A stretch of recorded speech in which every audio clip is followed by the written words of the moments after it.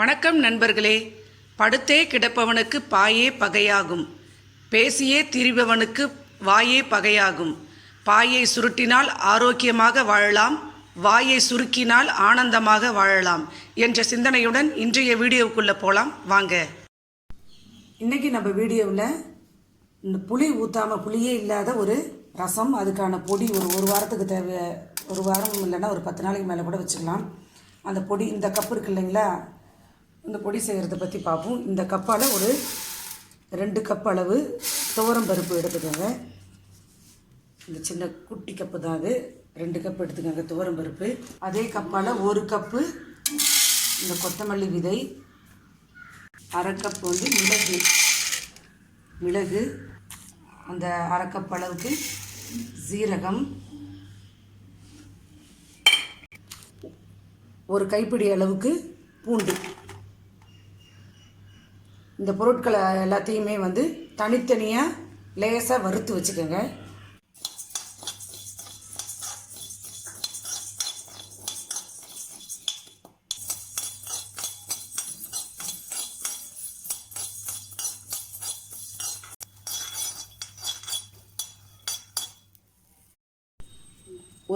சும்மா ஒரு 1/2 ஸ்பூன் அளவுக்கு கல் உப்பு.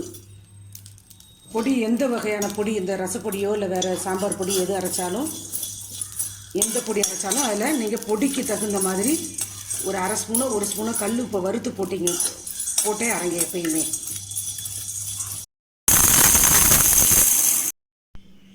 இந்த மாதிரி நல்லா பழுத்த தக்காளி, மீடியம் சைஸான பழுத்த தக்காளி 3 தக்காளி எடுத்து நல்லா பிசைஞ்சி வச்சுக்கோங்க.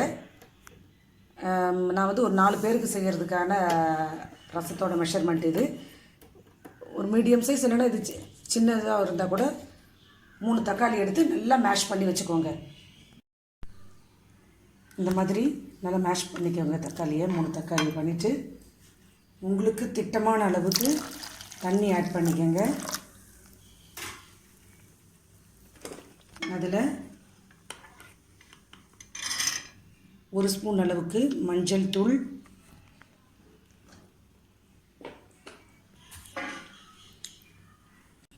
சும்மா ஒரு 2 பூண்டு ஃப்ரெஷ்ஷாக இந்த மாதிரி தட்டி போட்டுக்கோங்க. ஏன்னா ஆல்ரெடி பொடியில் பூண்டு இருக்கிறதுனால ஒரு 2 3 தட்டி போட்டுக்கோங்க.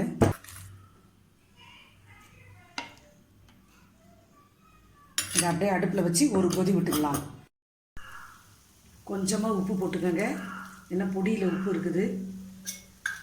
இது ஒரு 2 கொதி வரும்பொழுது நம்ம அரைச்சி வச்சுருக்கிற பொடியை நம்ம ஆளுக்கு தகுந்த மாதிரி, நான் இது சின்ன ஸ்பூன் தான், அதால் ஒரு 2 ஸ்பூன் போடுறேன்.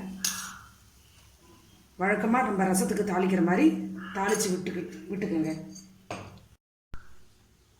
இது தாளிச்சாச்சு. கொத்தமல்லி இலை தூவி இறக்கிடலாம்.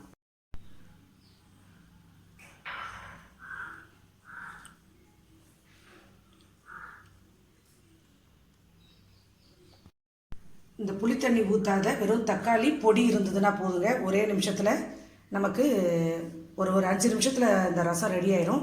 எனக்கு இதை ஒரு மாமி தான் எனக்கு இந்த ரெசிபியை சொல்லி கொடுத்தாங்க. நான் வீட்டில் செஞ்சு பார்த்தேன். அநேகமாக இந்த மாமி வீடியோவை பார்த்துட்டு இருந்தாங்கன்னா இந்த நேரத்தில் அவங்களுக்கு ஒரு நன்றியை சொல்லிக்கிறேன். நான் வீட்டில் பசங்களும் விரும்பி சாப்பிட்டாங்க. ஒரு தடவை செஞ்சு பார்த்துட்டு தான் உங்களோட அந்த வீடியோவை நான் ஷேர் பண்ணிக்கிறேன். கண்டிப்பாக நீங்களும் இந்த ரசத்தை ட்ரை பண்ணி பாருங்கள். இந்த பொடியை முதல்ல நீங்கள் இடித்து வச்சுக்கிட்டிங்கன்னா உங்களுக்கு 5 நிமிஷத்தில் இந்த ரசம் ரெடி ஆயிரும். இந்த வீடியோ பிடிச்சிருந்துச்சுனாக்கா லைக் பண்ணுங்கள், ஷேர் பண்ணுங்கள், கமெண்ட் பண்ணுங்கள். மறக்காமல் சப்ஸ்கிரைப் பண்ணி பக்கத்தில் இருக்க பெல் ஐக்கானை ப்ரெஸ் பண்ணுங்கள். நன்றி, வணக்கம்.